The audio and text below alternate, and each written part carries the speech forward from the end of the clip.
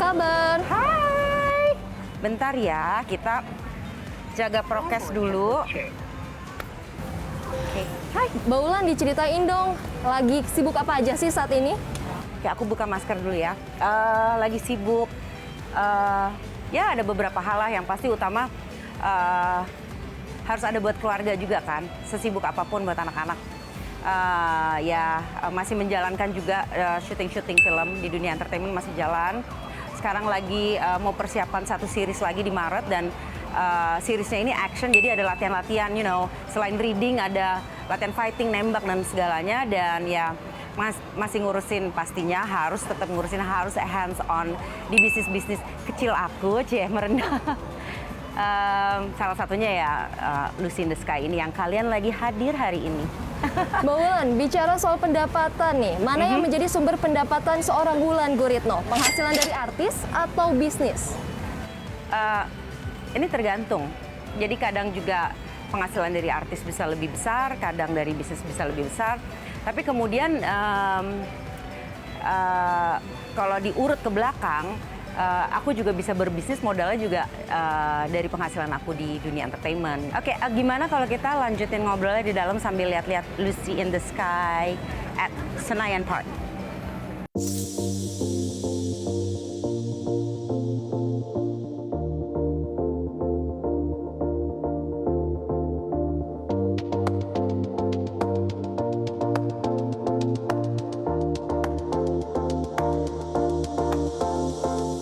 Guritno menjadi komisaris independen emiten Lucy. Apa saja sih tugas komisaris independen yang dijalankan oleh seorang Wulan Guritno? Oke, kalau di-describe jobnya saya panjang ya, banyak. Tapi yang menjadi inti adalah komisaris independen itu kita tuh harus bisa memantau dan memastikan kalau semuanya itu yang berjalan di company itu dengan baik dan benar. Ya dari banyak aspek ya, dari misalnya good corporate governance-nya, dari strategi, dari audit company, dari kita bagaimana mematuhi hukum dan perundangan undang-undang yang ada gitu, dan lain sebagainya banyak gitu. Jadi ya pokoknya intinya adalah kita memastikan semuanya itu berjalan dengan baik seharusnya dan benar. Dalam koridor yang benar lah gitu. Dari pandangan Wulan Guritno, bagaimana nih perubahan konsumsi masyarakat di Indonesia di masa pandemi COVID-19? Oke, ini agak tricky ya, soalnya balik lagi kita tuh masih naik turun ya. Jadi kalau dibilang kita juga masih dalam state uncertainty sih gitu. Kadang keadaan baik, kemudian memburuk lagi gitu kan. Jadi yang pastinya masyarakat itu mengutamakan yang primer-primer. Dan juga produk-produk kesehatan, apapun itu yang berhubungan dengan kesehatan. Tetapi then again, karena masa pandemi ini untuk relief stress, mereka juga butuh hiburan kan. Mereka butuh hiburan, Nah, jadi di sektor-sektor itu tuh bisa kita kelola lah gitu. Nah, salah satunya kan Lucy ini kan sektor hiburan ya. Yang terpenting adalah dijaga prokesnya gitu. Dari pandangan Wulan Guritno, bagaimana sih strategi bisnis F&B untuk bertahan di tengah tekanan pandemi? We just go with the flow gitu, karena balik lagi pemerintah tuh juga ada regulasi kan, kayak jam tutup, capacity gitu. Yang bisa kita lakukan untuk menarik ya tetap kita harus interesting ya gitu. Apa yang di-offer, dan orang juga harus merasa nyaman dan aman berada di sini. Kualitas ya pasti utama, makanannya dan lain sebagainya gitu. Tapi ya utama mungkin kita juga harus bikin customer datang ke tempat kita itu mendapatkan juga kenyamanan, keamanan gitu. Karena masa sekarang ini. Mbak Wulan, Lucy apakah ada rencana untuk ekspansi bisnis di tahun 2022? Ada dong, Cela. Langsung semangat ngomongnya, ada. Jadi walau dalam keadaan seperti ini kita berusaha semaksimal mungkin untuk tetap sesuai dengan target gitu, dengan perhitungan yang matang pastinya ya kalau memungkinkan apa tidaknya gitu. Jadi di tahun 2002 kita berencana untuk membuka 2 sampai 3 outlet lagi.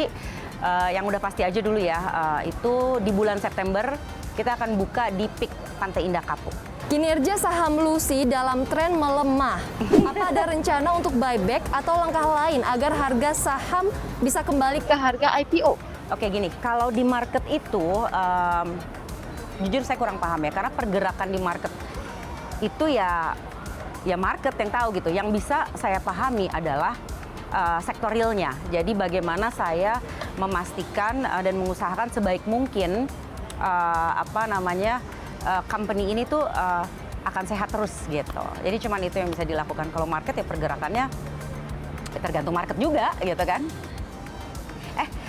Kita mau keliling nggak sih? Jadi kita bisa sambil melihat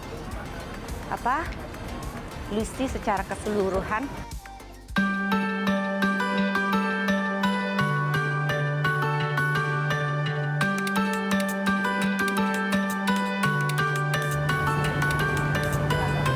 Apa sih tips berbisnis dari seorang Wulan Guritno? Tips berbisnis dari aku ya. Keadaan sekarang aja deh ya, karena kan kita ngomongin the now ya sekarang. Ya mungkin kita harus bisa adaptasi ya sama keadaan, inovasi tetap dikedepankan, kolaborasi kalau bisa ya. Sekarang kayaknya juga udah bukan zaman. Ini kita ngomongin secara luas aja ya, kolaborasi gitu. Udah nggak kena lagi kayaknya di zaman seperti sekarang eksklusif, jadi harus inklusif gitu. Jadi bersamalah gitu. Yaitu tadi kita juga harus memahami peraturan-peraturan regulasi yang ada itu juga harus dipertimbangkan dalam plan-plan kita gitu. Regulasi pemerintah yang boleh buka sampai jam berapa, capacity dan lain sebagainya. Kurang lebih seperti itu. Bicara tentang investasi nih Mbak Wulan pilih saham atau aset kripto? Kalau buat aku sih ya aku selami aja dua-duanya gitu untuk belajar gitu. Karena ini kan juga it's gonna be the future gitu kan. Gimana sih caranya Mbak Wulan memilih saham atau kripto yang baik?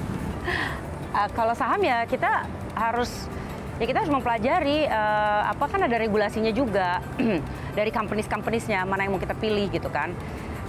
Kalau kripto ya semua memang harus dipelajari. Kalau kripto aku masih benar-benar belajar sih, antara bisa dibilang ngerti dan enggak gitu. Baru menyelami juga gitu. Nah, kalau Mbak Wulan sendiri pilih saham untuk investasi jangka panjang atau trading harian aja nih Mbak Wulan? Semua sih. Aku tuh bener-bener aku seneng belajar. Mungkin intinya seperti itu ya. Gitu. Kayak ini ada saham, ada kripto gitu. Ya dua-duanya aku selami gitu. Semuanya pasti ada plus minusnya gitu. Nanti kan bisa kita gunakan kita aplikasikan ke saat kita butuhnya atau keadaannya tuh sedang seperti apa dan kita udah ada di titik itu gitu kan gitu. Mbak Wulan, ada juga nih yang lagi tren yaitu NFT. Mbak Wulan Iya. ada nggak ketertarikan untuk terjun ke tren NFT? Seru banget maksudnya. Aku lihat ini juga gimana ya, nggak ada patokannya gitu kan. Kita kemarin kan sempat tuh beritanya viral yang foto selfie bertahun-tahun ya, kemudian menjadi viral. Ada gambar oret-oretan yang kemudian laku sekian gitu kan. Ya itulah tadi, belum ada ukurannya, belum ada patokannya gitu.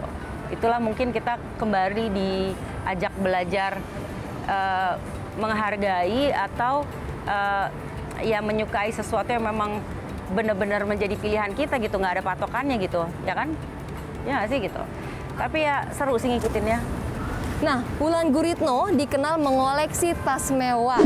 Tas mewah dianggap sebagai aset investasi atau memang hanya untuk pemakaian pribadi saja nih Mbak Wulan? Buat pribadi mungkin lebih, kalau aku tuh sebenarnya lebih buat menunjang pekerjaan aku juga ya gitu.